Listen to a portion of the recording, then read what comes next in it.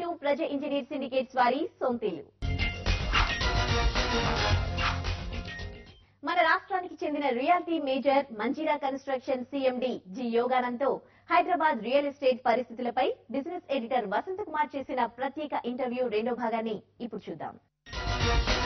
గత కొద్ది నెలలుగా రియల్ ఎస్టేట్ ధరలు 15 to 20% వరకు పెరిగాయి. గత ఏడాది వ్యవధిలో చూస్తే ఈ గ్రోత్ కనిపిస్తుంది. అలాగే ఈ ప్రభావం ఇతర ప్రాంతాలు కూడా విస్తరిస్తున్న స్పష్టంగా కనిపిస్తుంది. ఈ ధరల పెరుగుదల అనేది తాత్కాలికమా లేక మరింత పెరిగే అవకాశాలు ఉన్నాయా? ఈ అంశాలపై మనతో మాట్లాడేందుకు ప్రస్తుతం మంజీరా గ్రూప్ అధినేత అలాగే హైదరాబాద్ చాప్టర్ క్రెడాయి అధ్యక్షులు జి యోగానంద్ గారు ప్రస్తుతం మనతో ఉన్నారు. సో గుడ్ ఈవినింగ్ యోగానంద్ గారు.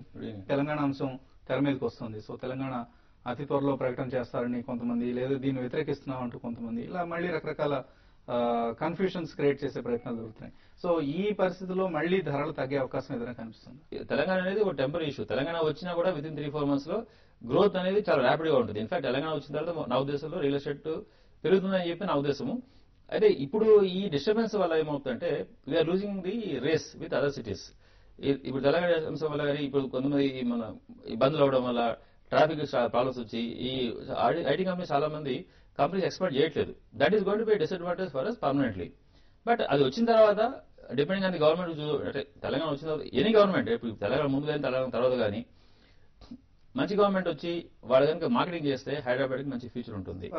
ఎఫోర్డబుల్ అంటే ఇంకా ఇప్పటికీ 34 లక్షల వాటిని కూడా ఎఫోర్డబుల్ అని అంటున్నారు. 34 లక్షల రూపాయల ఫ్లాట్స్ కూడా. కానీ నిజంగా ఎఫోర్డబుల్ అంటే less than 10 lakhs or maybe 10 to 12 lakhs rupees. Affordable అంటే based on my income, I must be able to afford a house which is value for money. అదన్నట్లు. సో ఇప్పుడు మనకు ఉన్నదంటే ఏమవుతుందంటే బిట్వీన్ 25 lakhs to 50 lakhs వాళ్ళు ఎక్కువ middle class నుంచి little those who are growing in the life. Most of the youngsters first preference is to have a house అన్నట్లు. Because they also have the income, I mean loan facilities ఉన్నాయి కాబట్టి. So ఈ 25 lakhs అనేది లేకపోతే 2 bedroom house 1800-900 square feet లేకపోతే the quality of living is not going to be so good అన్నట్లు. They have to plan for next 10 years.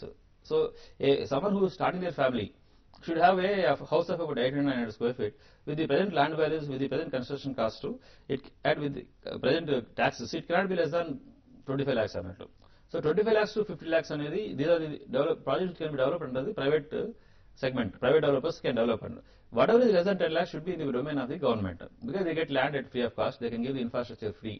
Electricity, WhatsApp, Tata housing లాంటి companies కొంత ప్రయత్నం చేస్తున్నాయి, తక్కువ ధరలు అందిస్తున్నారు. వాళ్ళు కూడా they are also going to face same problem. అంటే ఎవరు వాళ్ళు కడితే మేము కట్టినా కూడా, ఎవరు కట్టినా కూడా ఇవన్నీ సేమ్ అన్నాడు. అంటే ఇన్పుట్ కాస్ట్ సేమే ఉంటాయి. ఇన్పుట్ కాస్ట్ సేమ్ ఉంటుంది, ల్యాండ్ వాల్యూ సేమ్ ఉంటుంది. Except that they have low cost funds. For them they have surplus funds. Whereas we don't have so much of funds, we have to borrow. Our capitalization shortage కాబట్టి మాకు కొద్ది cost ఎక్కువ కావచ్చు. కానీ అందరూ same problem face చేస్తున్నారు. They can construct అట్లా, I mean వాళ్ళ cost cannot be more than. So less than 700-800 SFT వాళ్ళు కూడా కన్స్ట్రక్ట్ చేయలేరు. అంటే ఇప్పుడు cost of construction is important. If there is demand 500 square feet will construct. కానీ 500 square feet Bombay may be successful, 500 square feet Hyderabad may not be successful because people would like to go for little bigger flat అన్నట్టు. Okay. So commercial properties market ఎలా ఉంది? Commercial properties last few years అక్కడ కూడా demand తగ్గింది. 2011 లో చూస్తే మనకి 15% demand తగ్గడం చూసాం జోన్స్ లాంగ్ లాసెల్ సర్వే ప్రకారం. సో ఇక్కడ ఎలా ఉంది కమర్షియల్ మార్కెట్? ఇంప్రూవ్ అవుతుందా? ఇందా నేను చెప్పినట్లు కొద్దిగా ఈ సెంటిమెంటల్ ప్రాబ్లం వల్ల because some agitation that are taking place, there is a bad impression among the people are coming to Hyderabad and పెద్ద పెద్ద కంపెనీస్ హైదరాబాద్ రావడానికి. ఇక్కడ వాళ్ళ ఆపరేషన్స్ డిస్టర్బెన్స్ వస్తుందనే ఉద్దేశంతో ఇన్ఫ్రాస్ట్రక్చర్ బాగున్నా కూడా they are preferring to Bengaluru ఎక్కువ ప్రిఫర్ చేస్తున్నారు, చెన్నై కూడా. సో ఆ పర్టికులర్ దాన్ని కనుక మనం పోగొడితే హైదరాబాద్ లో దీనికి కూడా పెట్టడానికి స్కోప్ ఎక్కువ ఉంటుంది అన్నట్టు. లేకపోతే దానివల్లనే main because of that disturbances people are coming to Hyderabad రావడం వల్ల కమర్షియల్ యాక్టివిటీస్ కొద్దిగా డిమాండ్ తక్కువ ఉంది అన్నట్లు. సో ఇది ఎట్లా ఉంటుందంటే commercial spaces you have to build. You can like residential flats doing construction you can sell. Office spaces ఇవాళ కడుతున్నప్పుడు అమ్మే పరిస్థితి తక్కువ ఉంది. కంప్లీట్ అయిపోయిన తర్వాత రెంట్కి ఎవరైనా వస్తే అప్పుడు దాన్ని అమ్మడం చాలా ఈజీగా ఉంది అన్నట్లు. అప్పుడు with premium they will able to cell అన్నట్లు. సో లీజ్ కి ఎక్కువ ఇంపార్టెన్స్ వస్తుందా, లేదా కమర్షియల్ ప్రాపర్టీస్ ధరలు తక్కువగా ఉన్నాయి కాబట్టి ఇప్పుడు కొనుగోలు చేసేద్దాం అన్న ఉద్దేశంతో ఉన్నాయి కంపెనీస్? ఎంత కొనుగోలు తక్కువ రేటు కంపెనీస్, సాఫ్ట్వేర్ కంపెనీస్ ఎక్కువ మంది కొనరు. సాఫ్ట్వేర్ కంపెనీస్ ఏంటంటే వాళ్ళు ఎక్స్పాన్షన్స్ చాలా ఎక్కువ ఉంటాయి వాళ్ళకి. So they not be able to assess what is the requirement అన్నట్టు. ఇవాళ 10,000 స్క్వేర్ ఫీట్ కడుతున్న వాళ్ళు సడన్ గా బిజినెస్ పెరిగితే they go 20,000 square feet 30,000 square feet immediately they not be able to expand అన్నట్టు. సిమిలర్లీ మార్కెట్ బాగాలేకపోతే they have to wind up there ఇది అన్నట్టు. ఆ విధంగా ఉంటుంది. చాలా ఎక్కువ మంది లీజ్ కే మొగ్గు చూపుతారు. అందుకని ఐటీ కంపెనీలు ఎక్కువ మంది లీజ్ చూస్తారు. సో మనం ప్రాజెక్ట్ కంప్లీట్ అయిపోయిన తర్వాత ఆ ప్రాజెక్ట్ బాగా కడితే అప్పుడు లీజ్కి వస్తారు. వచ్చినప్పుడు కొనేవాళ్ళు చాలా మంది ఉంటారు అన్నట్టు. ఓకే, సో రిటైల్ మాత్రం బాగుంది. అంటే Hyderabad retail is in good retail malls multiplexes కి డిమాండ్ బాగుంది అన్నట్లు. ఎందుకంటే మంజీరా కూడా ఒక మల్టీప్లెక్స్ ను మాల్ ను కట్టే సన్నాహాల్లో ఉంది. మాల్ మల్టీప్లెక్స్ లో మాకు మంచి ఆక్యుపేషన్ కూడా మంచి మంచి కంపెనీస్ ఆక్యుపై చేసుకుంటారు. చాలా మంది ఇంట్రెస్ట్ చూపిస్తారు. అంటే ఈ ఇప్పుడు ఉన్న కమర్షియల్ బిల్డింగ్స్ కానీ లేకపోతే ఈ మాల్ మల్టిప్లై చేయడానికి కానీ చాలా ఎక్కువ ఇన్వెస్ట్మెంట్స్ కావాల్సి వస్తాయి. బ్యాంక్స్ కూడా లిబరల్ గా లోన్స్ ఇవ్వాల్సి వస్తుంది. అది అన్నింటిలో కాదు కాబట్టి ల్యాండ్ పెద్దగా ఉండాల్సి వస్తుంది. ల్యాండ్ 2-3 acres అట్లా ఉంటే చేయడానికి అవుతుంది. కాబట్టి దిల్ బి అంటే కమర్షియల్ గా చూసుకుంటే మనకి రిటైల్ స్పేస్ ఎక్కువగా వెళ్తుందా లేదా ఆఫీస్ స్పేస్ ఎక్కువగా ఆక్యుపై అవుతుందా? అంటే ఆఫీస్ స్పేస్ కు సప్లై ఎక్కువ ఉంది. Office space retail space office supply తక్కువ ఉంది అన్నట్లు. దానివల్ల రిటైల్ స్పేస్ ఉన్న స్పేసెస్ ఉన్నవి లీజ్ అవుతున్నాయి అన్నట్లు. తక్కువ మంది కడుతున్నారు. ఇన్ఫాక్ట్ పెద్ద బ్రాండ్స్ కూడా హైదరాబాద్ రావడానికి ఇంపార్టెన్స్ ఇస్తున్నాయి. పెద్ద బ్రాండ్స్ కొన్ని ఇక్కడ ఎక్కువగా స్ప్రెడ్ చేసే అవకాశం కనిపిస్తుంది వాళ్ళ కార్యకలాపాలని రిటైలింగ్ లో. అంటే రిటైలింగ్ అంటే ఎస్ అంటే రిటైల్ అంటే వీళ్ళు ట్రేడర్స్ అంటే people sell their spaces as they coming to Hyderabad because మంచి ఫ్యాషన్స్ కానీ లేకపోతే అన్ని అంటే people are getting use to globalization అవడం వల్ల they are looking at good experience and good brands to come in quality products దొరకాలని చెప్పి for a good experience, slowly is improving. Right now, retail is only about organized retail. This is called organized retail is only about 4-5% across the country. But suddenly it is going to go up. A lot of opportunities are there to improve the business for both developers as well as for the retailers. Okay. And ఇతర district head quarters కావచ్చు, ఇతర towns కావచ్చు, అక్కడ పరిస్థితి ఎలా ఉంది? అన్ని districts లోనూ దేర్ ఇస్ గుడ్ ఇంప్రూవ్మెంట్ అండి. అంటే even 1 lakh, 2 lakhs, 3 lakhs population దగ్గర కూడా అపార్ట్మెంట్స్ మొదలవుతున్నాయి అన్నాడు. So across the all district head quarters లో కూడా ఆల్మోస్ట్ ఆల్ చిన్న చిన్న టౌన్స్ లైక్ గుడివాడ లాంటి టౌన్స్ లో కూడా అపార్ట్మెంట్ కల్చర్ బాగా విస్తరిస్తుంది. సో ఒకటేమో ఇన్వెస్ట్మెంట్, సెకండ్ థింగ్ ఏంటంటే ఈ perception of staying in apartment. నాకు అంటే ఇప్పుడు ఇండిపెండెంట్ హౌస్ లో ఉండాలంటే your maintenance cost is going up, security issues ఉన్నాయి అని ఈ పాలసీ ఎక్కువ ట్రాన్స్పోర్టేషన్. సో అది ఇట్స్ ఇప్పుడు 25 years బ్యాక్ హైదరాబాద్ లో అపార్ట్మెంట్స్ డబ్బా అపార్ట్మెంట్స్ ఎందుకుంటామని చెప్పి అనుకునేవాడు. మార్పు కాబట్టి they are preferring to stay in apartments అన్నట్టు.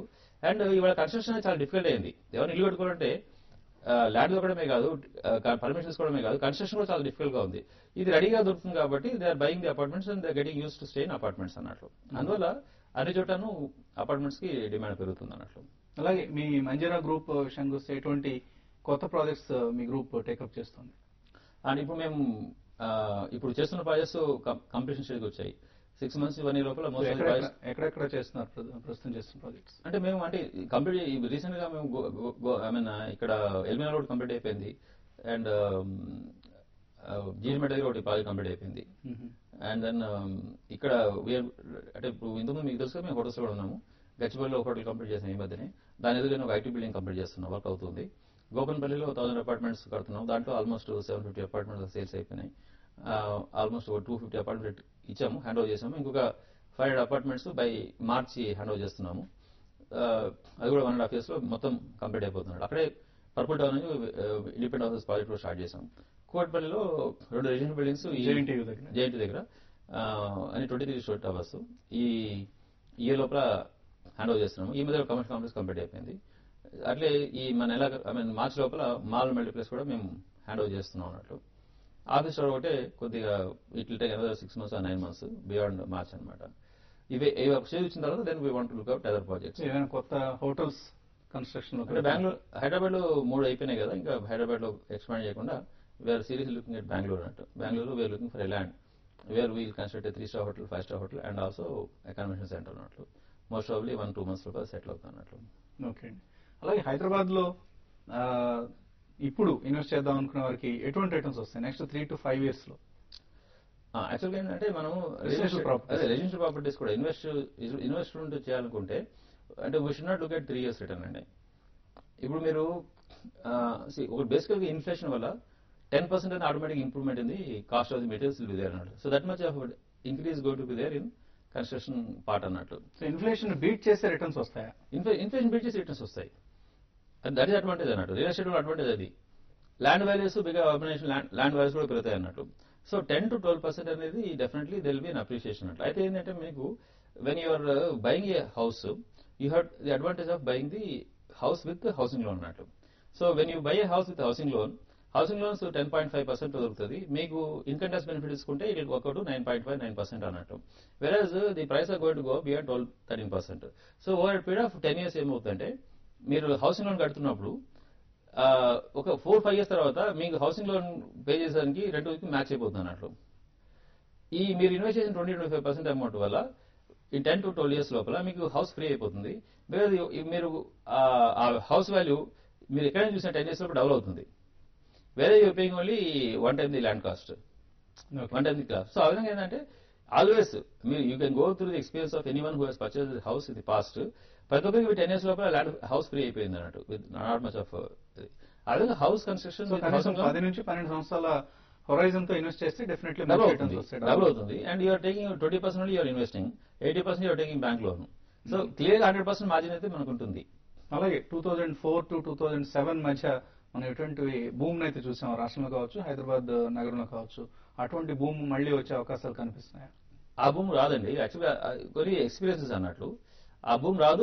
యాక్చువల్గా మీ 2007 భూమి అయితే డెవలపర్స్ కూడా ఎంత ఇంట్రెస్ట్ ఉన్నది కాదు. అంటే ఆ భూమి చూసి చాలా మంది బయట నుంచి వచ్చి ల్యాండ్స్ ఇన్వెస్ట్ చేసి అట్లా ప్రైస్ పెంచుకుంటుపోయారు. కానీ ఆ భూమి అటువంటి భూమి రావద్దని మేము ఎప్పుడు కోరుకుంటున్నాం. మాకు స్టేబుల్ బిజినెస్ ఉన్నారు ఇప్పుడు కానీ. So that up and downs ఉంటే it will be difficult for any one to sustain అన్నట్టు. సో కండ్యూసివ్ అట్మాస్ఫియర్ ఉండాలి, స్టేబుల్ గ్రోత్ ఉండాలి, then it is good for every one అన్నట్లు. Hyderabad real estate market next 10 years లో మంచి returns ఇస్తుంది, కనీసం ఇప్పటి పెట్టుబడి రెట్టింతలు అవుతుంది అంటూ ఆయన చెప్తున్నారు. ఇవి ఈ వారం ప్రజ ఇంజనీర్ సిండికేట్స్ వారి సొంతిల్లు కార్యక్రమం విశేషాలు. వచ్చే వారం ప్రజ ఇంజనీర్ సిండికేట్స్ వారి సొంతిల్లు కార్యక్రమంలో మళ్ళీ కలుద్దాం. Until then bye by.